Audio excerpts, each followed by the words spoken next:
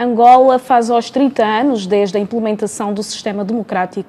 Foi exatamente a 31 de maio de 1991, em Estoril, Portugal, que José Eduardo dos Santos, então presidente de Angola, e Jonas Savimbi, enquanto líder da UNITA, movimento tomado por rebelde à época, assinaram os acordos de Bicesse. O documento não só colocava fim à guerra no país, como também determinava a implementação do sistema democrático e a realização de eleições livres, sendo que o primeiro pleito eleitoral ocorreu entre os dias 29 e 30 de setembro de 1992.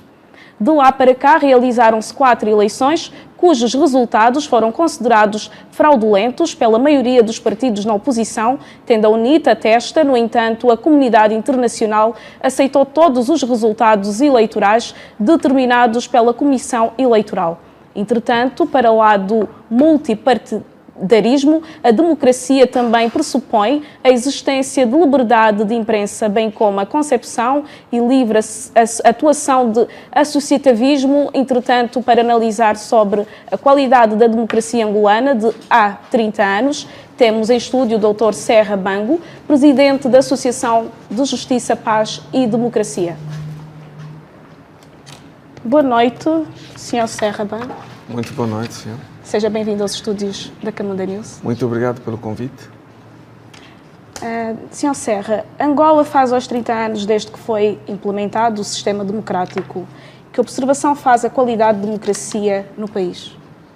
Bom, de facto hoje celebramos 34 anos desde que Angola foi instaurado o regime multipartidarismo. Houve uma mudança de um regime monopartidário para um regime multipartidário, em que foi permitido, entre outras coisas, a existência de várias forças políticas, a liberalização da economia e a existência de organizações da sociedade civil que pudessem, de forma livre e espontânea, exercer os seus direitos. E também foram descritas na Constituição uma série de direitos e garantias fundamentais dos cidadãos, que chamamos de direitos dos cidadãos, entre os quais consta a liberdade de manifestação, a liberdade de expressão, o direito à informação, digamos que são como que os pilares de uma democracia, de um Estado de Direito democrático. No entanto, de lá para cá, assistimos, digamos assim, a nossa democracia andar a dois passos, a duas velocidades. Tivemos um período que vai de 1992 a 2000, em que, apesar da consagração na Lei Constitucional de 91 desses direitos que acabei de dizer e outros tantos, a sua efetivação, a sua garantia, a sua promoção não era eficaz nem efetiva como se desejava e como estavam estabelecidos à letra da lei. Por seguinte razão: apesar da existência ou da institucionalização do Estado de Direito democrático, nós ainda convivíamos num ambiente de guerra.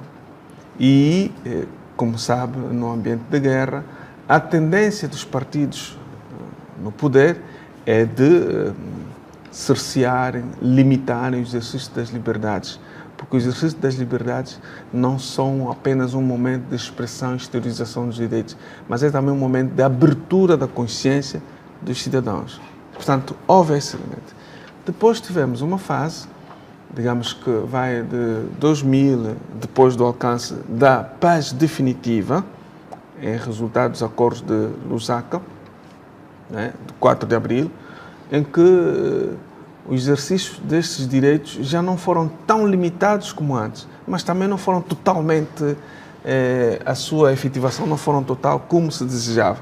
Fomos caminhando com a existência em simultâneo de um conjunto de organizações, algumas delas que tinham um pendor mais assistencialista, de assistência humanitária, reinserção, e outras de promoção, divulgação dos direitos humanos, como é o caso da JPD, da Mosaico, das Mãos Livres, da Umunga, enfim, etc. Um conjunto de organizações. E algumas foram desaparecendo porque o objetivo que se propunham também deixou de existir, que é o da assistência e reinserção social. Bom, mas convivíamos num regime de matriz socialista, comunista. O MPLA é um partido comunista. E sem esquecer o que vai dizer, Nesses 30 anos de democracia, Angola realizou 4 eleições, mas todas elas foram consideradas fraudulentas pela oposição, mas justas e ordeiras para o governo e para a comunidade internacional. O que se oferece a dizer? Bom, isto tem que ver com o sistema administrativo da organização das próprias eleições. Portanto, quando processos dessa natureza não há total abertura, quer para os concorrentes principais acompanharem o processo, quer para outros atores também acompanharem, monitorarem, fiscalizarem o processo. Portanto, na gestão desse processo, criam-se suspeições, que essas suspeições podem coincidir ou não com os resultados. Infelizmente, em 2 ou 3 eleições, tivemos resultados que levantam muitas dúvidas. Eu vou dar um caso muito simples. No ciclo eleitoral do Kwanza Norte, o número de eleitores registrados era igual ao número de eleitores que votaram e os resultados, ou melhor, os resultados eram todos por uma força política. E mais, não se contabilizaram, por exemplo, os mortos, as pessoas que morreram, e numa outra situação, na mesma província, o número de eleitores foi inferior ao número de votantes. Este é um caso. Outro caso que toda a gente percebeu e nós acompanhamos era a dispersão dos eleitores.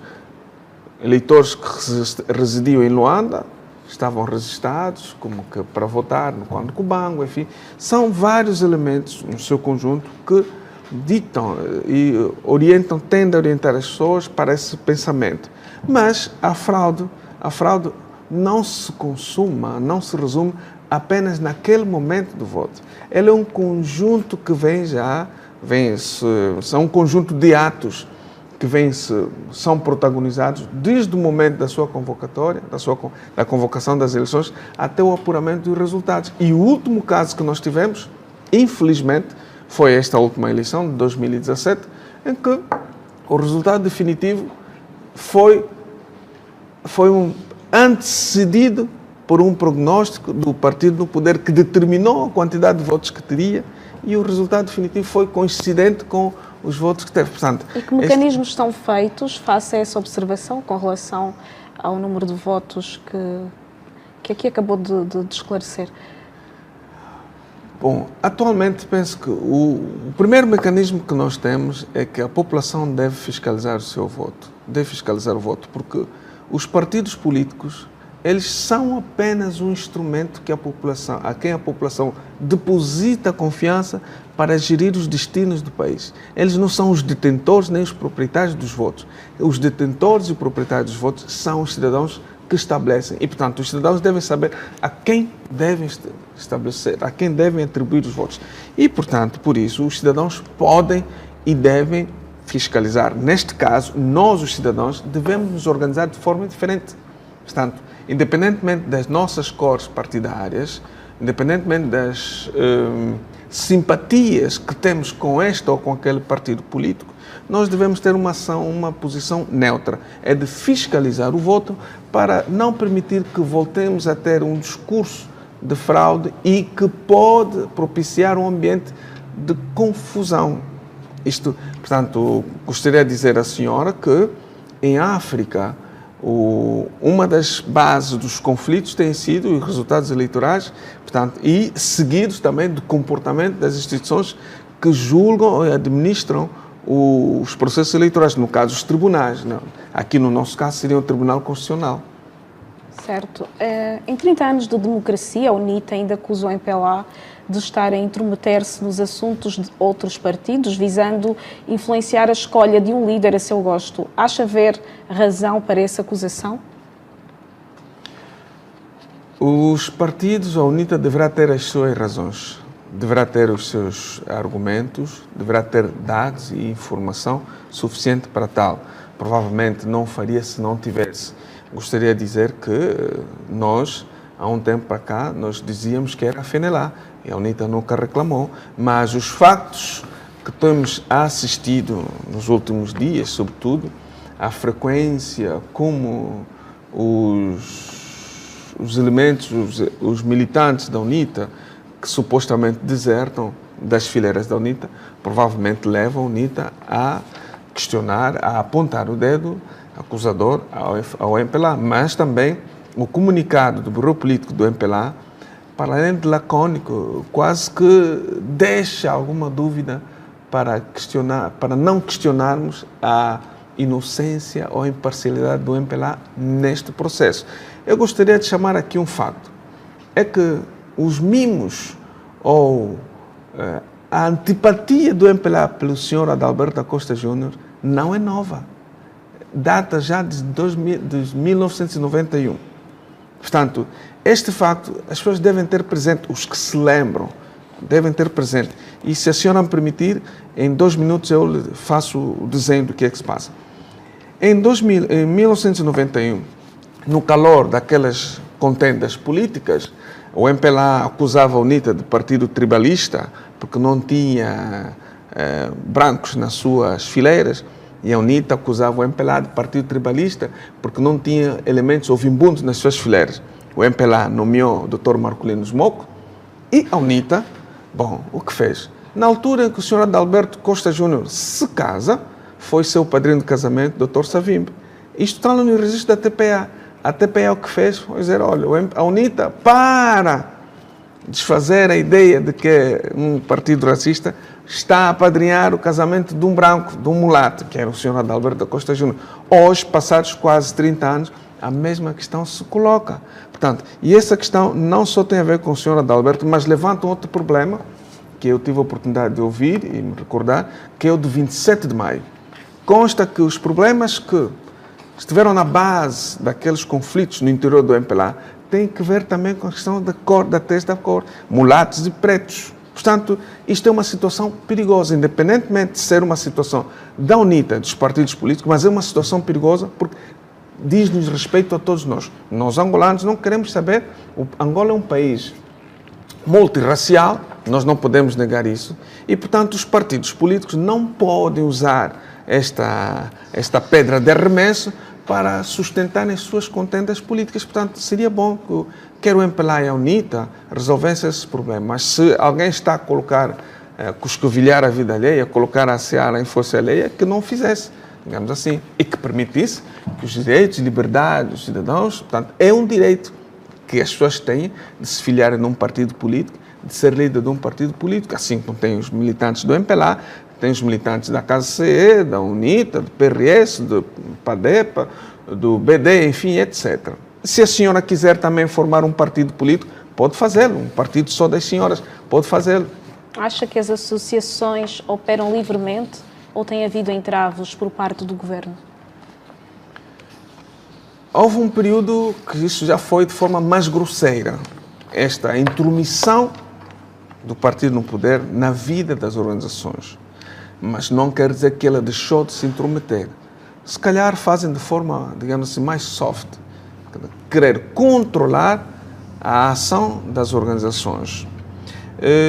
Elas, atualmente, em termos de mobilidade, desenvolver as suas atividades, desenvolvem com mais liberdade, mas, claro, têm sempre um olhar de intromissão. Nós não temos dúvidas em dizer isso, dos serviços de inteligência.